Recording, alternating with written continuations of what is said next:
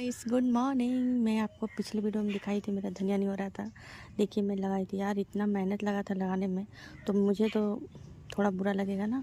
अब आप देख सकते हैं मेरा धनिया हो चुका है फाइनली। यार मेरे अंदर ना सब्र नहीं है, मैं बिल्कुल बेसब्री इंसान हूँ। मुझे हर कुछ ना बहुत जल्दी चाहिए। आप देख सकते हैं, पता नहीं मुझे धनिया देख के पवन सिंह का गाना याद आ रहा है, पर सॉरी मुझे नहीं आता है गाना गाने। Thank you.